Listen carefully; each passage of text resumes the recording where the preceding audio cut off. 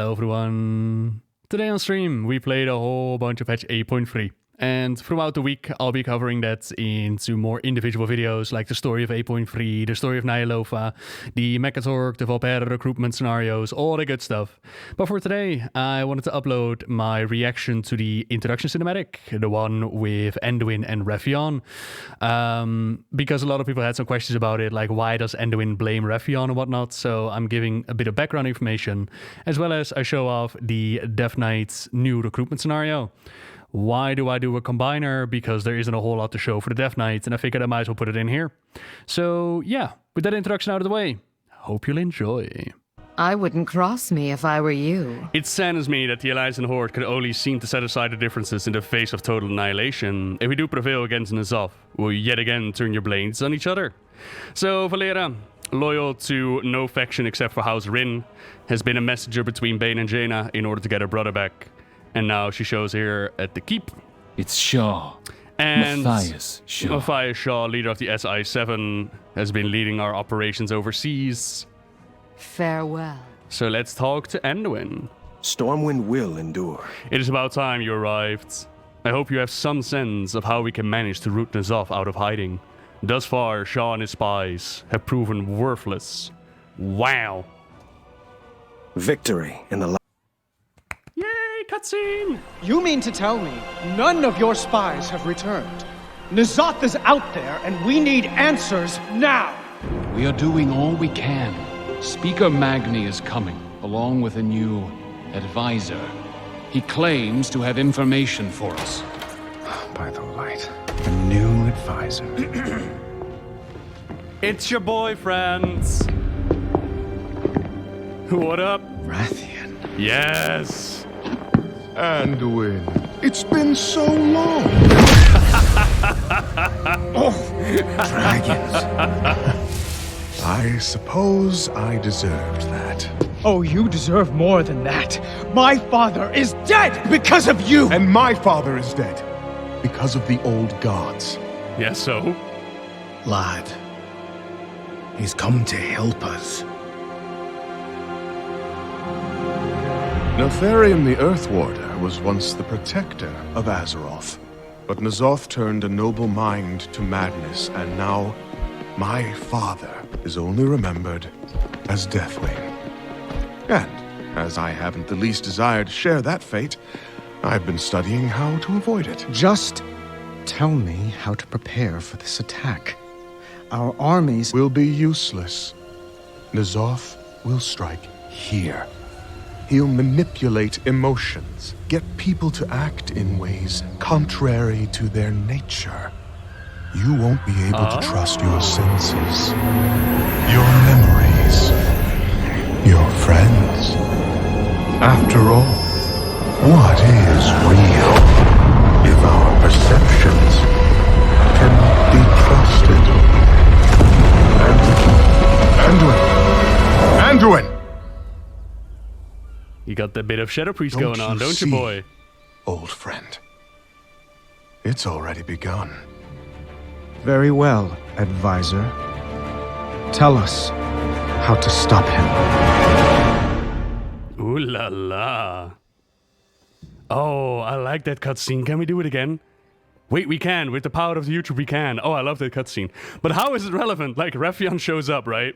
Wrathion shows up, and he's like, Anduin's like, you killed my father. And for those who are like, what the hell are they talking about? We met Wrathion during, technically speaking, the Cataclysm. Was that the Cataclysm? No, Mr. Pandaria. God, when did he show up again? Cataclysm, where we like hatched his egg. And then he flew off, and he went off to Mr. Pandaria, where he met up with Anduin. Anduin was crushed by Garrosh and the Divine Bell, and he had to spend some time recovering. Now, Wrathion proclaims that he's the son of Deathwing, and, you know, you could argue that that is not true, but that's a whole different thing. But like his father, Varian, Deathwing, he fell to the corruption of the old gods, and he's been about for like 10,000 years, causing all kinds of trouble, which pretty much meant that the Black Dragonflight was corrupted by the old gods. Now, Wrathion, when we created him, we set out to make the first uncorrupted Earthwarder in generations, and we succeeded. Except nobody could really predict what that would mean to the world. Like, Wrathion has no loyalties except to Azeroth itself, and he will do anything and everything it takes in order to protect it. So when Wrathion sensed that the Legion was coming, he decided that the best plan of action was to pitch the Alliance and Horde against each other, have one faction wipe out the other, the Alliance wipe out the Horde. That way, Azeroth would not have to deal with the conflict between each other, and they could focus solely on the threat against the Legion.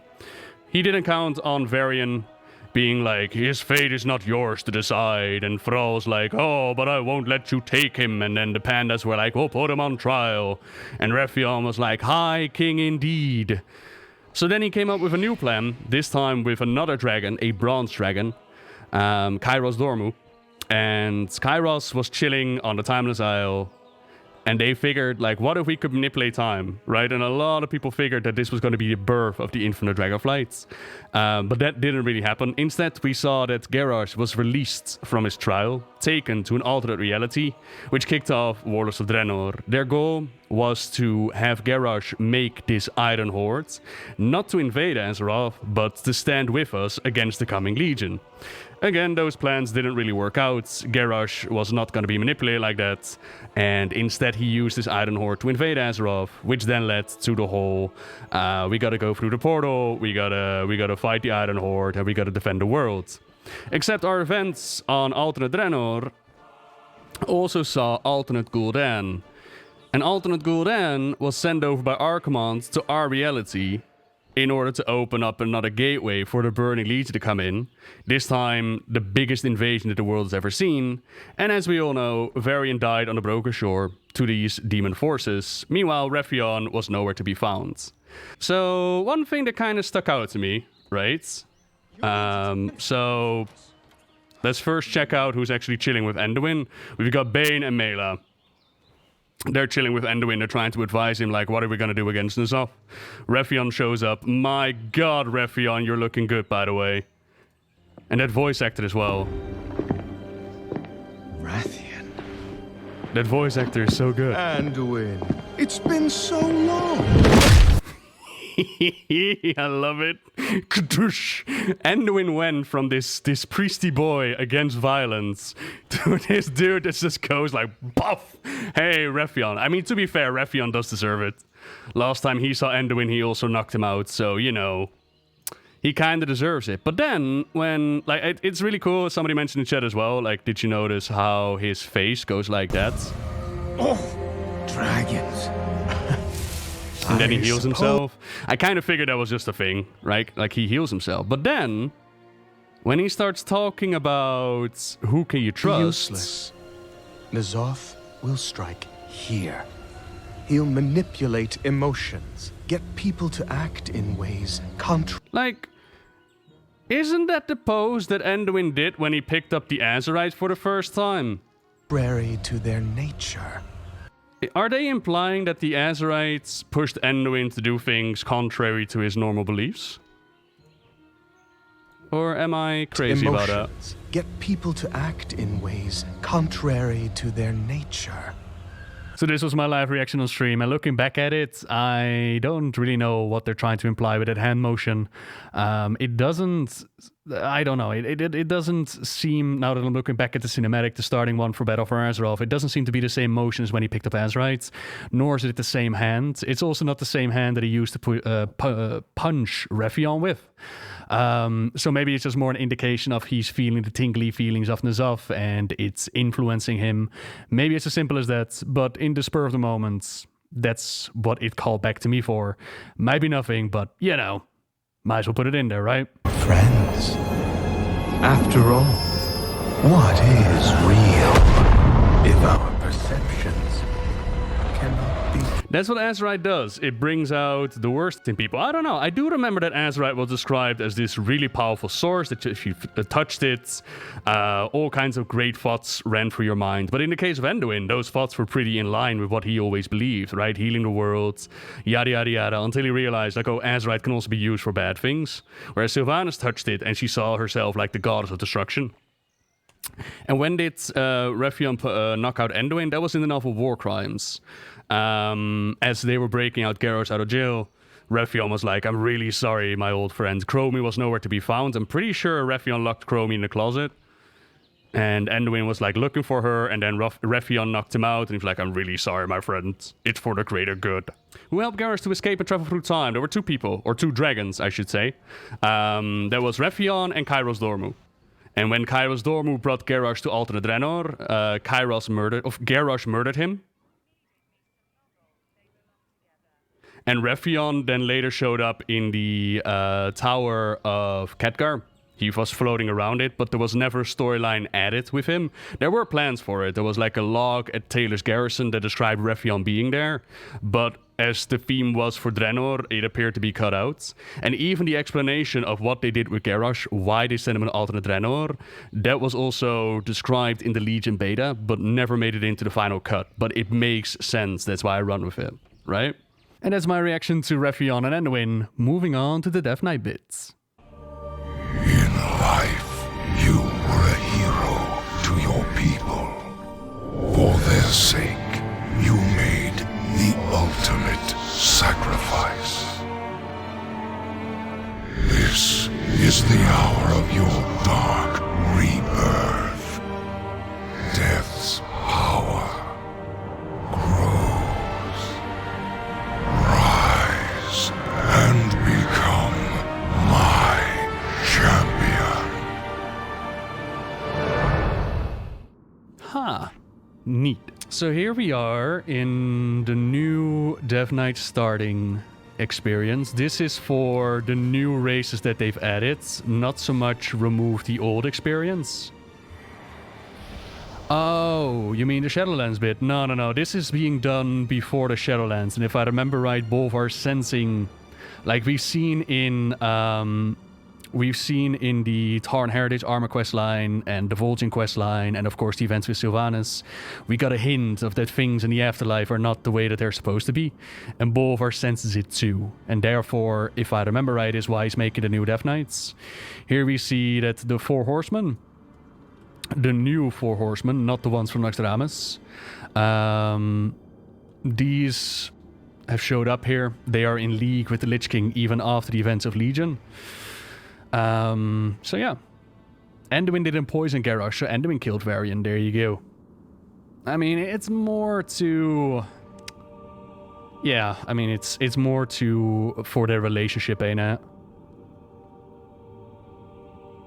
We know much about sacrifice. This is an important moment. Make the knights proud. What? Greetings. I am ready. For us there is no peace. Nothing shall stand in our way. Woohoo! Woo! Woohoo! Da da da da da da da. Woo! God damn it. Harness your hate. Make it useful.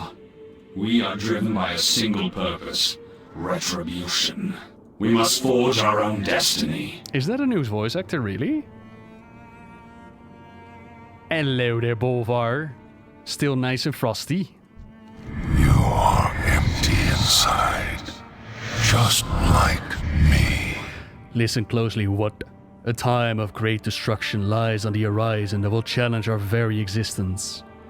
Now, more than ever, we must rise to the defense of Azeroth. It is for this reason I have expanded the ranks of my champions to include the Draenei. Your sacrifice sets you apart from all others. Hold your head high forevermore. You will be a Death Knight of the Ebonblade. Now swear you're fealty. Oh, they didn't actually change the name. Oh, that's some good shit right there. Okay. Go now, and do what must be done. Let me just swear fealty to the Lich King real quick. Wait, what? Wait, what? I just... What just happened? Hang on. Did I miss it? There is much to be done.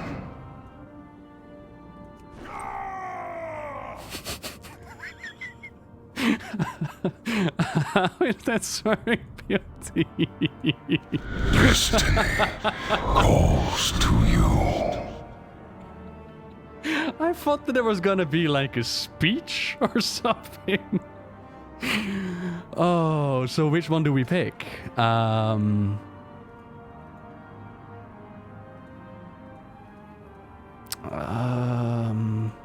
like this one. I accept your pledge. Serve us well. To that end, new weapons worthy of the Knights of the Ebonblade have been forged. Choose my champion. Oh, you get them all, do you? Oh, nice. An excellent choice. Troubling times come. As one of the chosen few, it is both your burden and privilege to defend our world. It is a great honor. But also know you will be met with the scorn of the ignorant. Oftentimes, mortals are incapable of seeing past our fearsome appearance. Ignore these fools and do what must be done. Speak with your commander. Then, use his death gate to travel to the land of the living and choose your destiny. You are prepared for the war to come. Well, I am a Lightforged Draenei. There is much to be done. Still a Draenei, I suppose. Or I was a Lightforged Draenei.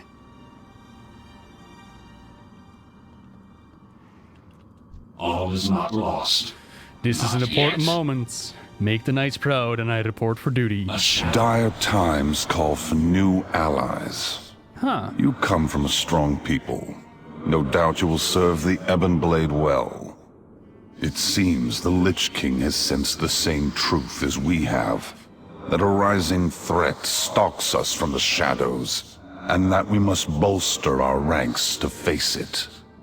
There's little time for ceremony. Take up your blade and prove your mettle. Conquer the darkness. Become its master. Many in this world will fear you, revile you, but they need you more than they know. Go forth and claim your destiny, Death Knight. And through all the trials you endure, suffer well. There's like a hint of Illidan in there. But I don't mind the voice. I quite like it. Veteran of the Fourth War is a passive. Yeah, Veteran of the Fourth War. Stamina increased by 10%. Yeah, that's kind of cute.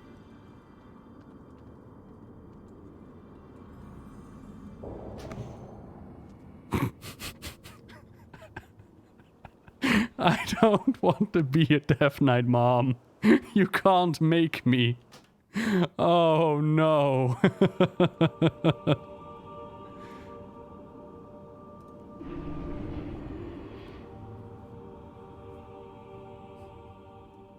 Ooh, hello, Stormwind. Are you all gonna spit on me? Not gonna lie, that's kind of my fetish. I'm a Death Knight. Heroes call boards. Defender of Azeroth. Choose your destiny, you get a Death Gate. And then it's just go off. Be your Death Knight self, go level. So that's the whole starting experience, lol. So, I mean, it's not like the original starting area, and I think it would have been the perfect opportunity to actually add a new starting experience for all Death Knights. Just to drag out those that are still teaming up with freaking Arthas. But at the same time, I mean, it explains in a compact way that their aid is needed. They have made the ultimate sacrifice, blah, blah, blah. You're a Death Knight, blah, blah, blah. Edgelord, blah, blah, blah. Go and be a Death Knight. You know? It gets the message across, but it could have been done a lot better. Absolutely. Yep, Lightforged Death Knight on Elephant. The face of WoW is forever changed, for I am a Lightforged Death Knight. Hey, Anduin. A just cause is always worth fighting for. But I will say one thing that they have done absolutely dog shit. Is that when, as a Death Knight, you roll up into town, nobody's spitting on you. Nobody's throwing apples at you until you talk to your leader and they vouch for you. Like, I know Death Knights have been a thing for the faction for quite a while now, but I want to be spat on, okay?